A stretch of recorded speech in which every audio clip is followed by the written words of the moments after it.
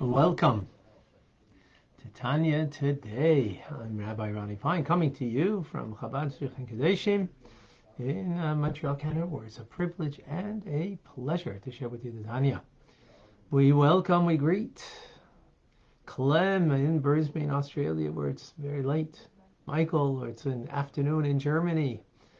Andrea, where it's a good morning in Phoenix. Erica, shalom to you in Norway. Susan in Scranton is with us. And Lori in North Carolina, shalom. Dam in Indonesia, welcome.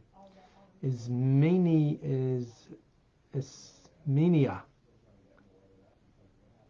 in Baha'i, I think. Welcome. June in Australia, welcome. Diane in Arizona is with us, good morning. And John in North Carolina. Robert, shalom to you in Boston. Hannah is in Italy.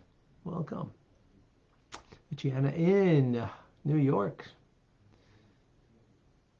And TJ also in Australia. Katie is in Texas with us. Good morning, Eugenia in Calgary. Probably very cold if it's cold here in Montreal. Davida and Levi, good morning and a good yontiv in New York. Tim is in Texas with us. Rick, welcome, Rick. Long time I haven't seen you. In Crystal Lake, Illinois, shalom. David is in California with us. And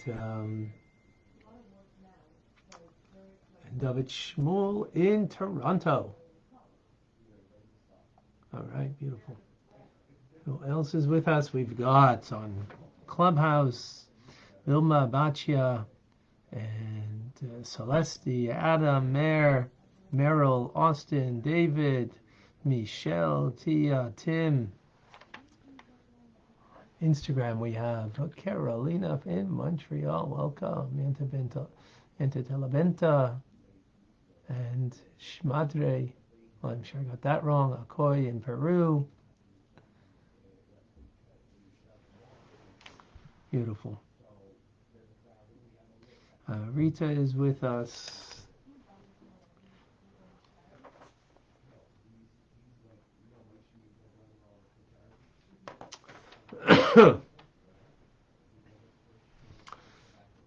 We begin today chapter 6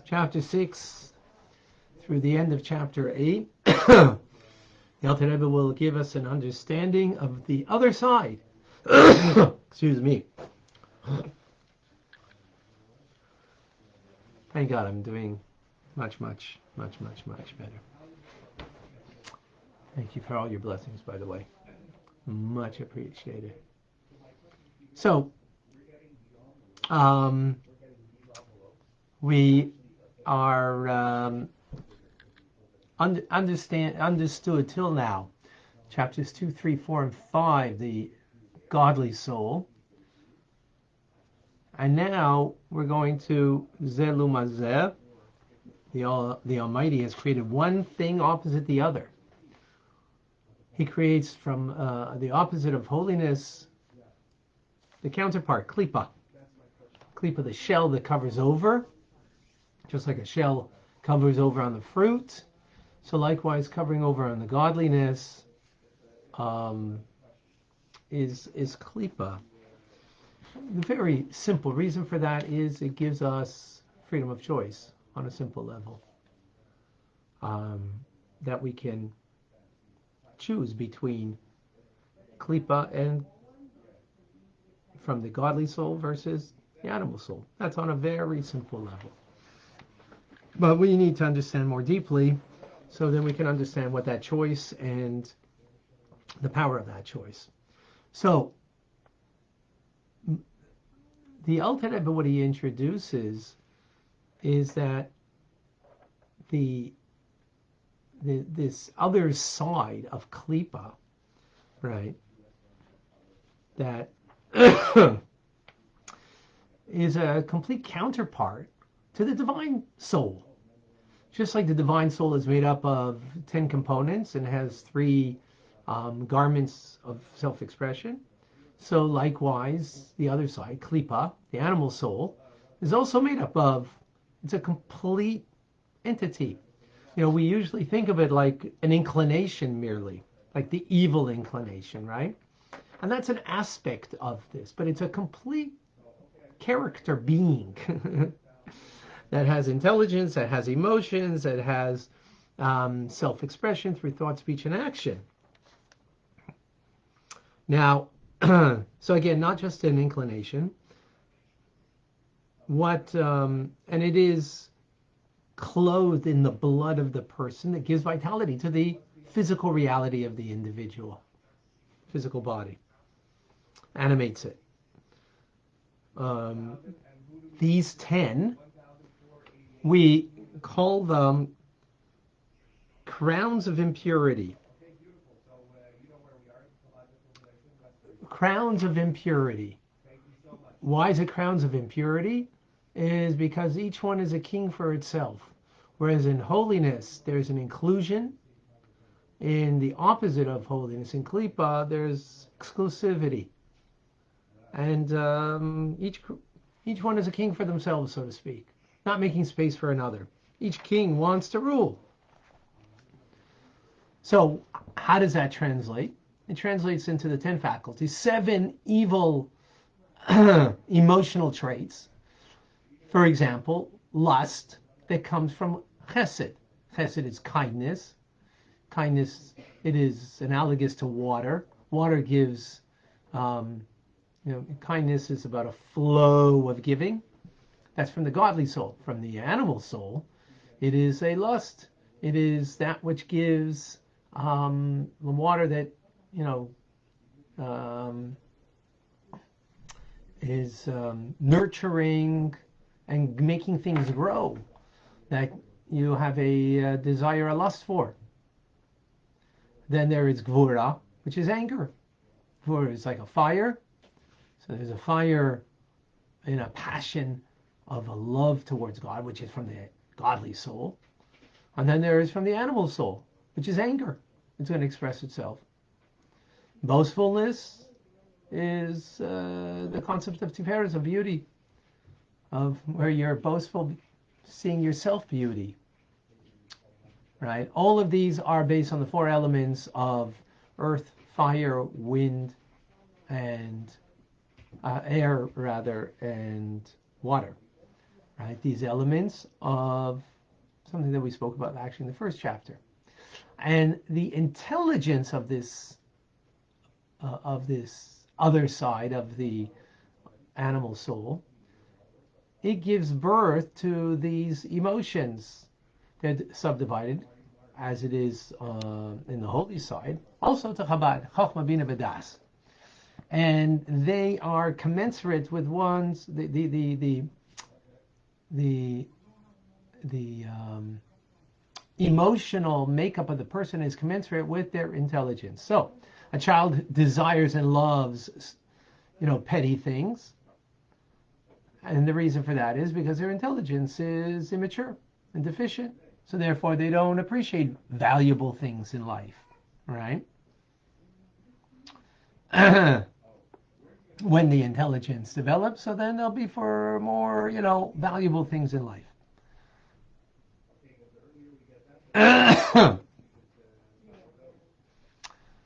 So similarly, a child is going to be vexed by very simple little things. He's going to be boastful in a very simplistic self-regard. And that is all because the intelligence is immature. When the intelligence becomes a little more mature, so then the person will get vexed not so easily, won't be boastful so simply, but nonetheless, this is what it will be. So the question is then, what is that's the intelligence and the emotions that gives rise to garments of self-expression of the animal soul. So where does the garments of self-expression, is it only like, when you get angry, that's an expression of the animal soul? When you, again, whether it's for a small thing, like a child would get angry, that, hey, I didn't get the bigger candy, or the adult that they didn't get you know, the choicest of something, maybe a little more mature, but still same idea. Um, so is it only the self-expression of thought, speech, and action that will be an expression of the animal soul? See, Alter Rebbe says, no, actually, as King Solomon says, and the Zohar explains, that all the deeds that are, so to speak, under the sun, which means they're mundane actions that are not directed from the godly soul with a mind that has an awareness of connecting to God, but just the mundane things that we do day in, day out. All of those things, the vanity and the affliction of spirit, as the Zohar calls it, all of those things are an expression on the thought, speech, and actions of an individual of the animal soul.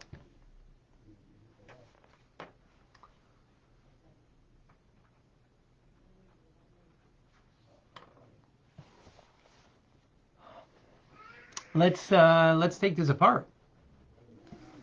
So this last idea, we would think the animal soul, it is, things that are, again, when you get angry, when you are, full of yourself, egotistical, and all of those things that we get as the animal soul. But no, actually, it's not, because klipa means it's a shell covering over. It's covering over. Excuse me. Meaning that it's covering over holiness. Well, holiness means that there's mindfulness, there's an intent, there's an awareness. So when we just do things, so to speak, on autopilot, and they don't have to be bad things, right? But they're not with an awareness, being motivated for a higher purpose. So those are the deeds that are done, what's called under the sun. Over the sun means that they transcend the human condition. They transcend this world, meaning Torah mitzvahs, but motivated and having a self-awareness of that this is connecting you to God. But when it's done just merely of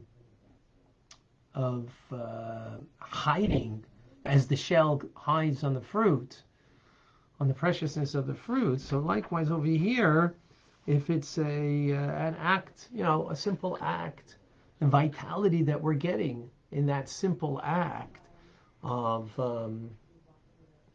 is from klipa. We're going to learn more about that, two levels of klipa and so on and so forth. But it's not coming from a holy place, as we'll learn more about that. So that's one point.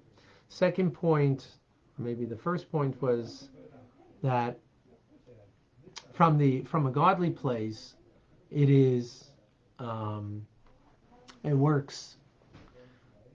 There's no autopilot, so that means there's an awareness that we have, a mindfulness that we have, that leads us to doing the good that we do, the mitzvah that we do.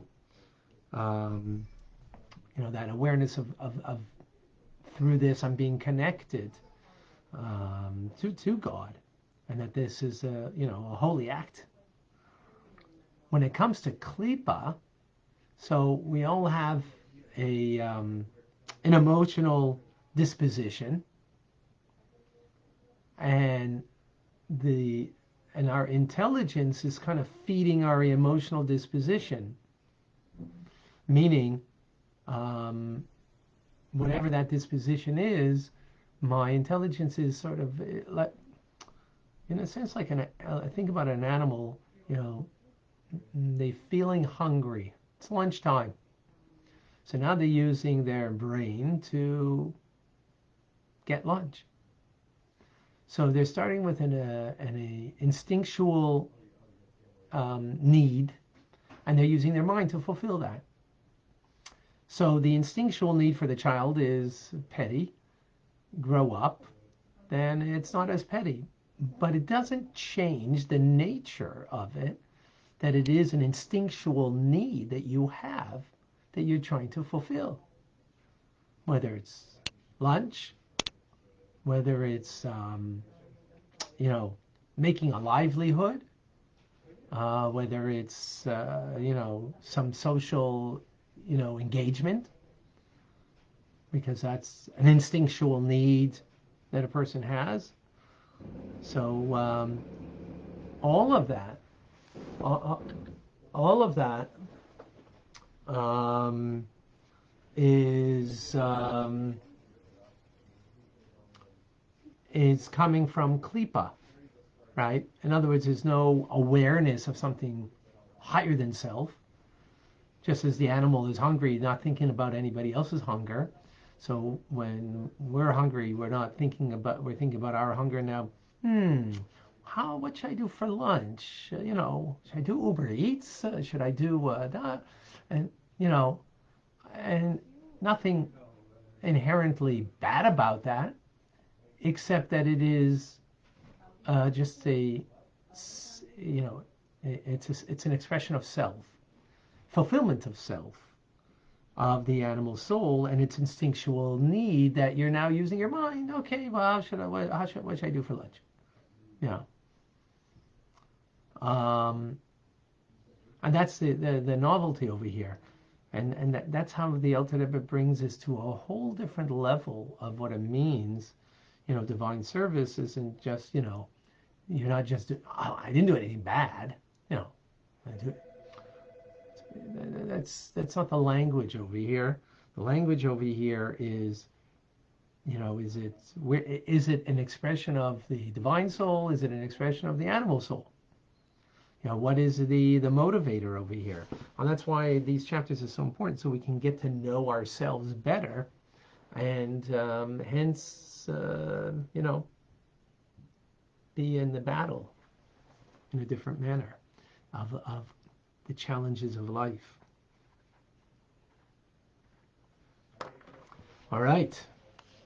Let us get to some questions and comments and thoughts. Before I lose the feed here on Facebook.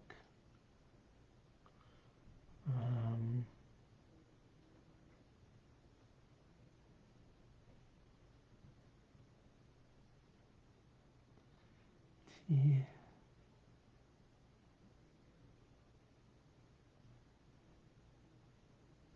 Lori, are the negative side of the animal soul a form of idolatry? Yeah, because what's idolatry? Idolatry is that there's something outside of God. We're going to learn more about that later on in chapter 20. But think of it. What's idolatry? That there's a reality outside of God. That's the deeper idea of idolatry. That there's a force outside of God, right? So this klipa is a force of God. I've mentioned this many times, mention it again because it's really important. It's not like you have other faiths and religions that there's a duality, and we see a duality in the world.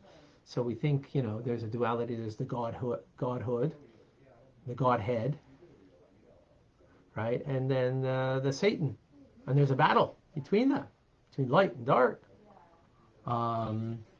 That's not the way it is, because this force of klipa is a force that comes from God. Something we'll learn more about as we continue with.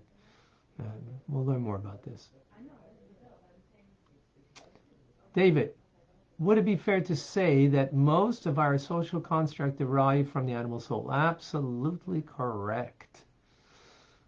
Yes, the social construct, because that's the human condition. And the human condition is And it's not like a pointing a finger that we're bad people.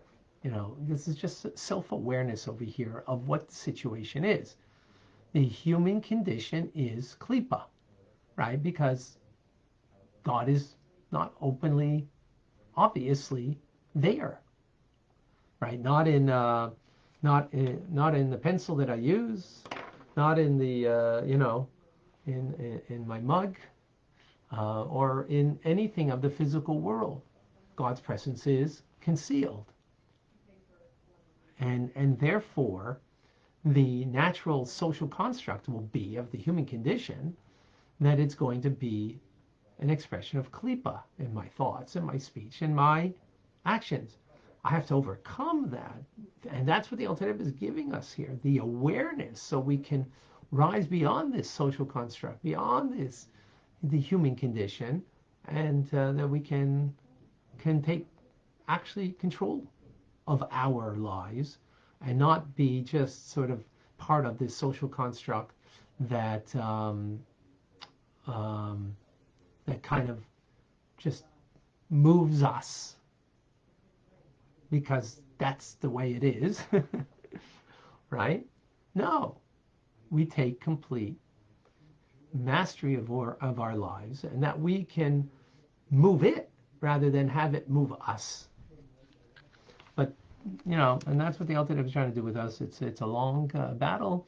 We have 53 chapters. We're in chapter 6 over here of learning on how we can take full mastery. But yes, thank you, David. That was very good. Very good. John, is the only redemption for the 3 impure klipas and destruction of the 365 negative commandments contained therein? We're going to get there, if you don't mind. You're ahead of the game, but in brief, yes. But we're going to get there to explain that. Alice, has there been mention of God being angry in Torah, and what does that mean? We're going to learn later about that concept of anger. Anger, depends where it's coming from. Most of our anger is going to come from klipa. It's going to come from a negative side. But there can be an anger that comes from a holy side. We see that God expressed that. We see that Moses, Moshe Rabbeinu, expressed that. Right? So, the natural anger that we have is usually coming from a negative side, but it doesn't necessarily have to be that way. That's true. Good question, Alice. Thank you. And John also. Excellent.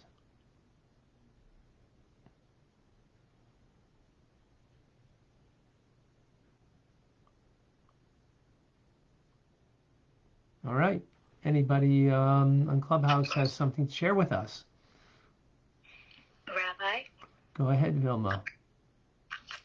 So if I'm understanding you correctly, the emotions can come from the divine or animal soul, and what this is trying to do is help us make that distinction. Exactly. Becoming aware of the distinction between the two souls, right, then gives us self-awareness that when we do have, some kind of emotion, that where I could pin it on. And if I know that this emotion is coming from my animal soul, so then I'm going to deal with it differently than if it's coming from a good place. Yeah, exactly. Yeah, thank you. Yes. Okay, on Instagram, is there any? I don't see any questions on Instagram.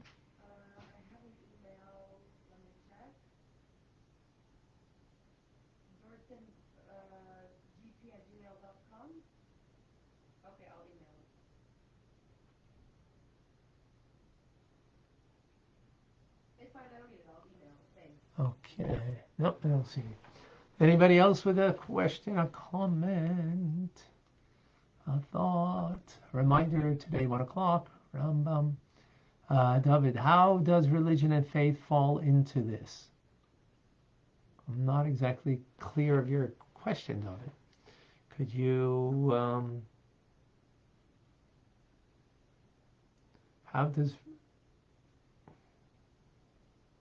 what do you mean, how does it fall into this? This is it. I'll give you a moment if you can clarify your question.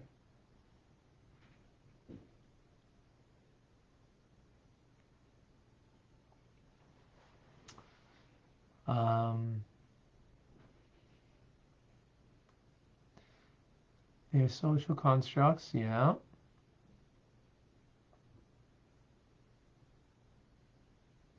How does religion and faith fall into the social construct? Well, the whole point is that we should rise above the social construct, right? We should rise above the human condition. That's what Tanya is trying to help us with. That we can not be limited by the nature of this world. That's the power of Tanya. Religion, you're asking, David, is a social construct. Well, maybe other faiths and religions are, but Judaism is a covenant with God.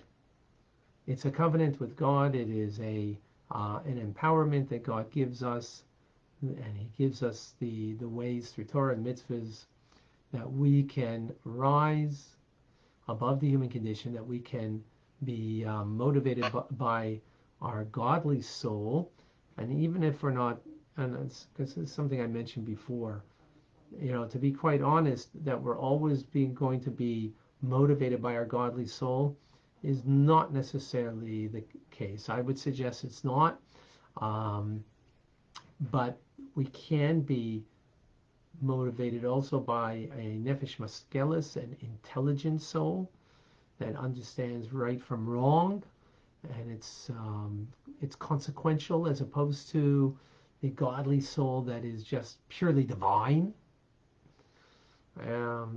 We'll discuss more about that another time, but to put it in just simplistic terms, what is pushing us? What's motivating us? What is what is what's motivating us in our lives, that we can are we just going by the instinctual nature that we have, and as I mentioned, so that we have an instinct, and therefore we have an intelligence that develops, and therefore based on the intelligence, so the instinct will become more developed, right? So first, there'll be a basic meal. It'll be a little more elaborate because your intelligence is developed, right? But it's still following the instinct. Or, do we rise above just our instinct and are motivated by something of a divine order? That's the question. Lori. So she's asking about non-Jewish people, their animal soul for, so non-Jewish people can, have a struggle, and as we have a struggle, and it'll be, 7 Noahide laws that it'll express itself. And it's in a similar vein, trying to rise beyond the instinctual human condition. Alice, is anger from a godly place mean concerning Torah matters? It'll be concerning ethical matters. Yes, absolutely. Is an anger considered idolatry if it's not coming from the right place? Moshe Rabbeinu was angry, and it was appropriate. The sin of the spies. That was appropriate because it was anger at someone's lack of the Jewish people's lack of integrity. That's different. Anyways, more on that will come. All right, folks. Beautiful.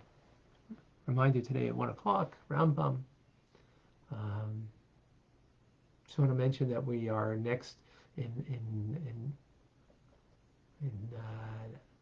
9 days from today, a week Sunday, we will be doing a charity campaign, a crowdfunding campaign for all the work that I'm involved in. We'll keep you posted so you can help out.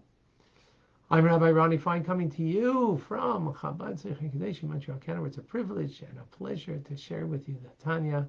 Have a wonderful day. God bless you.